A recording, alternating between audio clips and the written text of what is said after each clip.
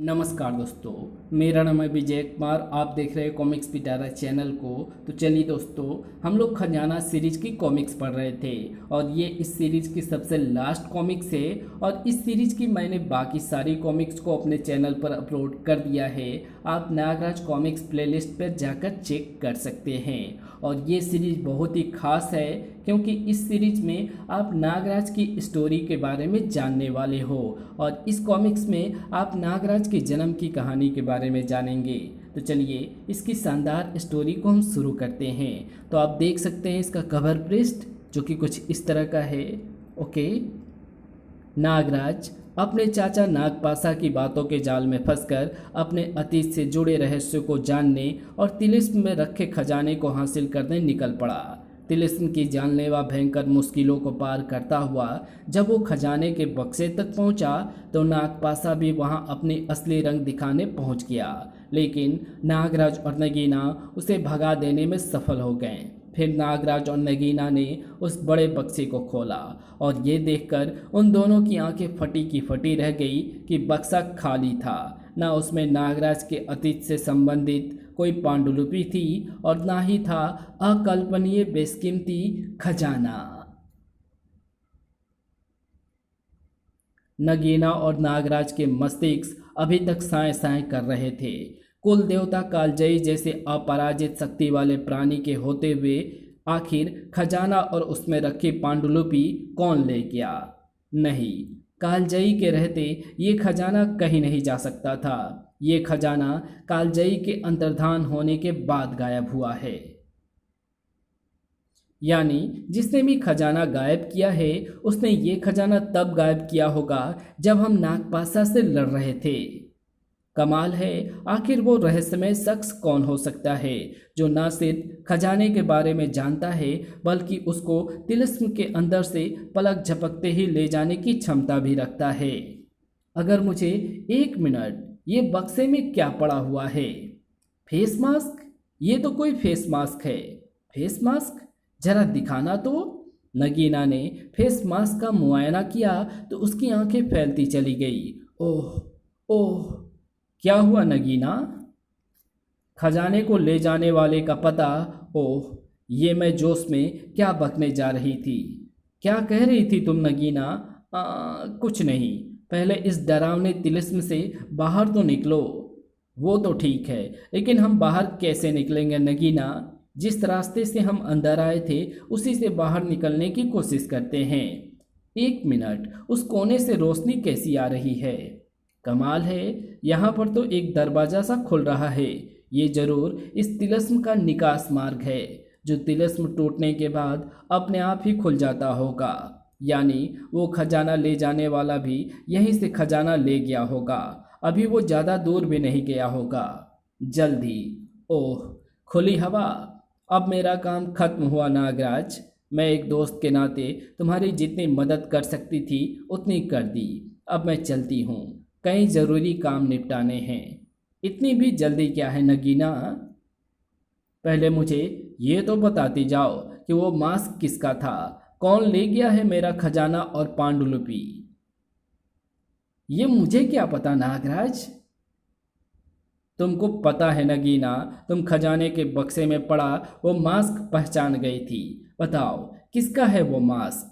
ये जानकर क्या करोगे नागराज? तुम्हारा खजाना तो चला गया। खोई हुई चीज़ें कभी वापस नहीं आती। और अब मुझे भी जाने? नहीं नगीना, तुम्हारी बातों से धोखे की बू आ रही है। बगैर मुझे बताए तुम यहाँ से हिल भी नहीं सकती हो। तुम मुझे रोक नहीं सकता नागराज। वैसे तो मैं अदृश्य होकर भी यहाँ से जा सकती हूँ, पर तुझे सच्चाई बताए बगैर अगर मैं चली गई तो मेरा दिल मुझे कचोटता रहेगा। तड़ाक! आ! तुमने मुझ पर वार किया नगीना, पर क्यों? दुश्मन पर सिर्फ वार ही किया जाता है नागराज। दुश्मन? पर तुम तो मेरे मित्र हो। तुमने मेरी मदद की, दूसरे विलेनों से मेरी जान बचाई।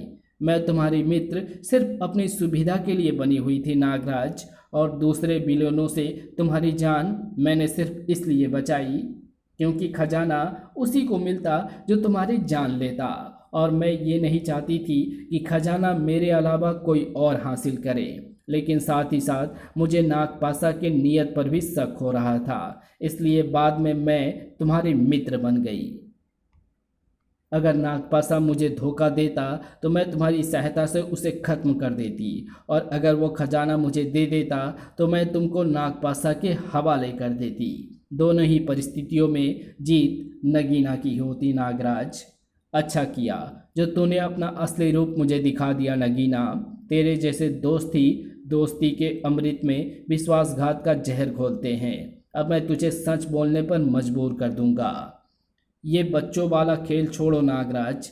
वैसे तो तेरे बंधनों से मैं अदृश्य होकर भी निकल सकती हूँ, लेकिन मुझे अदृश्य होने के लिए अपनी शक्ति का बड़ा हिस्सा खर्च करना पड़ता है, और मैं अपनी शक्ति अभी बचा कर रखना चाहती हूँ, क्योंकि मुझे अभी खजाना भी हासिल करना है, और उस दुश्मन से लड़ने के लिए मुझे शायद अपनी पूरी शक्ति का इस्तेमाल करना पड़े। फिर भी नागतंत्रिका नगीना की शारीरिक शक्ति ही तेरे नाग बंधनों को तोड़ने के लिए पर्याप्त है। और अब मैं तेरी अतिशीघ्र मौत का इंतजाम कर दूं, क्योंकि जितनी देर तक मैं तुमसे लड़ूंगी उतना ही खजाना मुझसे दूर होता जाएगा। इससे पहले कि नागराज संभल पाता, वो नगीना के जाल में फंस चुका था। मुझे दम घुटता सा महसूस हो रहा है। ये नगीना की तंत्र ऊर्जा का कवच है नागराज। इसमें सिर्फ तेरी चंद सांसों लायक हवा है, और उसके बाद तुझे मिलेगी एकदम घोटू और दर्दनाक मौत। और तुम ना तो इन दीवारों को तोड़ सकते हो, और ना ही जमीन से चिपक चुके इसके आधार को ऊपर उठा सकते हो। अब तुम्हारी मौत निश्चित है नागराज, लेकिन मेरे पास ये सुनहरा नज़ारा देखने का वक्त नहीं है। मैं तो चली। ठहरो नगीना। आवाज़ की दिशा में घूमी नगीना की आंखें फैलती चली गई। तुम? हाँ, मैं नगीना। और इसी दौरान और फिर मैं कालभुजंग की खो के रास्ते मैं यहाँ तक आपके पास आ गया। यानी तुम्हारे हाथ असफलता ही लगी। उफ, इतने वर्षों और इतनी मेहनतों के बाद मैं नागराज के बल पर खजाना तक पहुंच गया, लेकिन सब बेकार गया। खजाना पहले से ही कोई और उड़ा ले गया। लेकिन वो था कौन? मेरे नागराज और नगीना के सिवा कौन था वो जो खजाने के रहस्य को जानता था? शायद मैं तुम्हें तुम्हारे प्रश्नों का उत्तर दे सकता हूँ नागपासा। क्या मतलब? मेरा संदेह के दायरे में एक व्यक्ति आ रहा है, लेकिन संदेह गलत भी हो सकता है, क्योंकि उस व्यक्ति का बहुत वर्षों से कोई समाचार नहीं मिला है। हो सकता है कि वो मर चुका हो। किसकी बात कर रहे हैं आप? गुरु ने नाम बताया तो नागपासा यूं चिहुका जैसे सैकड़ों सुइयां एक साथ उसको चुभा दी गई हो। आप बिल्कुल ठीक कहते हैं। आप बिल्कुल ठीक कहते हैं गुरुदेव। ज़रूर वही होगा, क्योंकि हमारे अलावा एकमात्र वही शख्स उस खजाने और तिलिस्म के बारे में जानता है। खजाना गायब होने में कहीं ना कहीं उसका हाथ जरूर है, लेकिन वो होगा तो होगा कहाँ? कहीं भी होगा। मैं उसे ढूंढ निकालूंगा अपने इन यंत्रों के सहारे। जबकि इधर फेसलेस, मैं तुमको ही ढूंढने जा रही थी। अच्छा हुआ तुम खुद ही मेरे पास आ गए। तुम मुझे ढूंढ रही थी, पर क्यों? इतने भोले मत बनो फेसलेस। खजाने के बक्से में मांस छोड़ने का सिर्फ एक ही मतलब हो सकता है, और वो ये कि तुम सबको बताना चाहते थे कि खजाना तुम ही ले गए हो। अब बताओ वो खजाना कहाँ है? फेसलेस जहाँ पर भी जाता है अपनी निशानी यानी मास्क जरूर छोड़ता है। और रही सबको बताने की बात, तो तुमने ये नहीं सोचा कि वो मैंने इसलिए किया ताकि तुम मुझे ढूंढती ढूंढती मेरे पास आ जाओ और मैं तुमको पकड़ सकूं। और अब नागराज को आज़ाद कर दो नगीना, वरना मैं तुम्हारे बदन की सारी हड्डियों को तोड़कर तुम्हारे हाथ में दे दूंगा। ताड़ यानी तुम नागराज के दोस्त? मामला बहुत जटिल हो गया है। कुछ समझ में नहीं आ रहा है कि कौन किसका दोस्त है और किसका दुश्मन। आखिर ये फेसलेस है कौन? खैर कोई भी हो, अब खजाने का पता तो ये मार खाकर ही बताएगा। उधर नागराज तंत्र कवच से बाहर निकलने की जी तोड़ मगर नाकाम कोशिश कर रहा था। आह, मेरा दम घुटता ही जा रहा है और मैं अपनी सारी कोशिशों के बावजूद ना तो इस खोल को तिल भर भी हिला पा रहा हूँ और ना ही इन दीवारों को तोड़ पा रहा हूँ। नागराज की मौत चंद पलों के दूर पर ही खड़ी थी, लेकिन इसके मददगार की कोशिशें जारी थी। ओह, ये क्या! मेरी तांत्रिक किरणें इस पर बेकार साबित हो रही है। तेरी इन तांत्रिक वारों का मुझ पर असर होने वाला नहीं है नगीना, क्योंकि मेरे सारे तांत्रिक वारों क्योंकि तेरे सारे तांत्रिक वारों को मेरा यह ताबीज सोखने की क्षमता रखता है, लेकिन मेरे वारों से तुझे कोई नहीं बचा सकता। ताड़! इसलिए अपने बदन पर तरस खा और नागराज को आजाद कर दे। नागराज भी आश्चर्यचकित था। ये फेसलेस तो वही है जिसका मास्क खजाने के बक्से में पड़ा हुआ था, यानी खजाना यही ले गया है। इस हिसाब से तो इसे मेरा दुश्मन होना चाहिए, लेकिन ये तो नगीना से मेरी जान बचाने के लिए लड़ रहा है। खैर, अगर मुझे कोई बचा सकता है तो सिर्फ फेसलेस। फेसलेस नागराज को बचा तो जरूर लेता अगर वो खुद बच पाता तो। तू एक गलती कर गया फेसलेस, जो मुझे ताबीज के बारे में बता दिया। अब अगर मैं तेरे ताबीज को नष्ट कर दूं तो तू बेबस चूहे जैसा हो जाएगा। नगीना ने अपनी सारी शक्ति को मुट्ठी में बने ताबीज पर केंद्रित कर दिया। सर्राट! और फेसलेस के गले से उबलती चीखों की आवाजें तेज और तेज होने लगी। या आह! आखिरकार नगीना की तंत्र शक्तियों के आगे फेसलेस का ताबीज नहीं टिक सका। अब नगीना की बारी थी। अब बता, कहाँ पर छुपा कर रखा है तूने खजाना? क्रैक! आह! नगीना ने फेसलेस को बेबस कर दिया है। अब तो मुझे फेसलेस को बचाना पड़ेगा। आह! लेकिन कैसे? एक मिनट, इस तंत्र कवच में एक कमजोरी है और वो ये कि इसकी तली नहीं है। मेरी सर्पसेना इस पथरीली जमीन में सुरंग तो नहीं बना सकती, लेकिन चट्टानों के बीच की दरारों में घुसकर चट्टानों के जोड़ को कमजोर कर सकती है। और एक बार ये जोड़ कमजोर हो जाए तो मैं अपनी बची खुची शक्ति का इस्तेमाल करके इस कैद से आज़ाद हो सकता हूँ। कड़क! उधर नगीना के बाद फेसलेस को तड़पने पर मजबूर कर दे रहे थे। बता, कहाँ पर छिपाया है तूने वो खजाना? सटाक! लेकिन फेसलेस ने तो जैसे ना बोलने की कसम खाई हुई थी, चाहे नगीना उसकी जान ही क्यों ना ले ले। लेकिन अब फेसलेस अकेला नहीं था। ओह, नगीना तो फेसलेस की जान लेने पर उतारू है। मुझे इसे अरे, ये क्या! नगीना जब जब तंत्र वार करती है तब तक इसके गले में लटकी खोपड़ी चमकने लगती है, लेकिन इस बात पर मेरा ध्यान कभी क्यों नहीं गया? शायद इसलिए क्योंकि मैं नगीना को पहली बार किसी और से लड़ते देख रहा हूँ। लेकिन इस बात का क्या मतलब हो सकता है? खैर, ये मैं बाद में सोचूंगा। अभी तो मुझे फेसलेस की जान बचानी है। वक्त बहुत ही कम था। नगीना ने फेसलेस की गर्दन अपने तंत्र सिकंजों में कस ली थी। बता, बोल, वरना अपनी जान से हाथ धो बैठेगा। मास्क के अंदर फेसलेस की आंखें अपने कटोरों से बाहर उगल आई थी। मौत उसकी तरफ इंच इंच करके बढ़ रही थी। लेकिन तभी नगीना का सिकंजा खुला। तड़ाक! आह! ये कौन? नागराज, तुम आजाद कैसे हो गए? ये सोचना छोड़ो कि मैं आजाद कैसे हो गया नगीना, बल्कि ये सोचो कि तुम आजाद कब तक रहोगी। नगीना को तो कालदूत पे कैद करके नहीं रख सकता नागराज। नगीना आजाद थी और आजाद ही रहेगी, और साथ ही साथ तुझको भी आजाद करा कर जाएगी इस दुनिया से। नगीना की तंत्र शक्तियों के सामने मेरी सब शक्तियाँ कुछ नहीं है। लड़ाई जीतने के लिए दिमाग का इस्तेमाल करना पड़ेगा। अरे, नगीना के मुझ पर वार करते ही ये खोपड़ी पुनः चमकने लगी।